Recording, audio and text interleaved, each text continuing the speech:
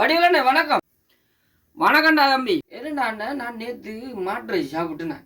மாட்டுரை சாப்பிட்டு கோயிலுக்கு போகணும் வலிக்கிறோம். கோயிலுக்கு போனதான்னு சொல்லி எல்லாரும் ஏசுறாங்க. ஏன்னா மாட்டுரை சாப்பிட்டோம் கோயிலுக்கு போகக்கூடாதுன்னு சொல்லி அப்படி என்ன இருக்காண்ணே என்ன விளக்கத்துக்காக மாட்டுரை சாப்பிட்டு கோயிலுக்கு போனால் மாட்டுரை சைவ மதத்தில் சாப்பிடக்கூடாதுன்னு சொல்லியிருக்காங்கண்ணே. நீங்கள் கேட்ட கேள்வி சரியான கேள்வி. சைவ மதத்தில் எந்த வரலாற்றிலையும் எந்த வேதத்திலையும் மாட்டிறைச்சி சாப்பிட வேண்டாம் என்று சொல்லி எந்த வேத ஆகமத்திலேயோ எந்த வரலாற்றிலையோ இல்லை. ஆனால் சைவ மதத்தை பொறுத்தவரையில் முன்னோர்கள் ஏன் அந்த மாடை சாப்பிட வேணாம் என்று சொன்னாங்கன்னு சொன்னால், விவசாயத்துக்கு எங்களுக்கு மாடு தான் உதவி செய்தது. அந்த மாடு எப்படி உதவி செஞ்சேன்னு சொன்னால், மாடு இல்லைன்னு சொன்னால் அந்நேரங்களில் நாங்கள் உழவடிக்கிறதோ அந்த எருக்கள் கிடைக்கிறதோ கோமயம் கோசலம் அதை மாதிரி மாட்டில் எதுவும் கழிவில்லை. அந்த மாடில் இருந்து கிடைக்கிற பொருட்கள் அவ்வளவும் விவசாயத்துக்கு உதவினது. அந்த விவசாயத்துக்கு உதவினதுனால தான் மனிதன் சாப்பிட்றதுக்கு சாப்பாடு கிடைக்கக்கூடிய பொருட்கள் கிடைச்சது. அதனால் முன்னோர் பார்த்தார்கள் அதுக்கு என்ன செய்யணும்னு சொல்லி அந்த மாடை அழிய விடாமல் தடுக்கணும்னு சொன்னால் இறைவனுக்குள்ளே கொண்டு போகணும் என்று சொல்லி அந்த மாடை இறைவனாக மாற்றி அமைக்கப்பட்டதில் இருந்து அந்த மாடு குறையாமலுக்கு எங்களுக்கு உதவிக்கு எரு கிடைச்சது, உழவடிக்கிறதுக்கு மாடு கிடைச்சது. அதிலிருந்து மாடுகள் அழிவு தன்மை குறைஞ்சிருந்தது. அதுக்கு பிற்பாடு ஆரியர் வருகைக்கு பின்னால நவீனங்கள் கூட கூட கூட இயந்திரங்கள் கூடிச்சு.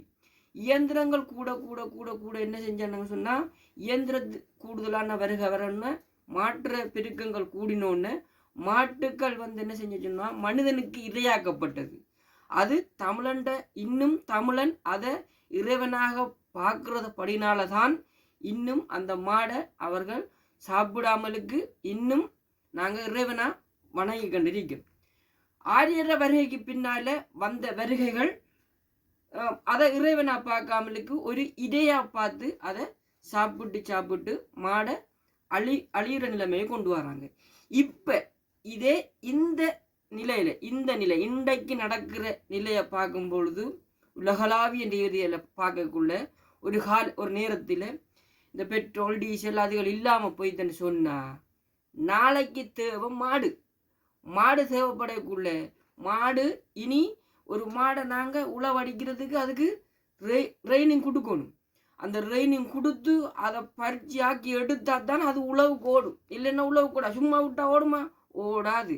அப்போ ஒருவேளை இந்த பெட்ரோல் டீசல் அதுகள் இல்லாமல் போய்துன்னு சொன்னால் நாங்கள் என்ன செய்கிற அந்த மாடு இறைவனாக இருந்தால் தான் நாங்கள் அதுக்கு நம்மளுக்கு தொழில் தரும். அதை பழக்கி எடுத்து அதுக்கு நிறைய வேலையில் செஞ்சு அது செஞ்சால் தான் நம்மளுக்கு அந்த மாடு பலனை தரும். இல்லைன்னா பலன் தராது. விளைத்தானே. அதனால தான் சைவ மதத்தவர்கள் மாட்டை இறைவனாக வழிபட்டு மாடை அழியாம தடுத்தாங்க. விளைத்தானே. இதுதான் மாட்டிறைச்சி சாப்பிட வேணாம் என்று சொன்னதுக்குரிய காரணம்.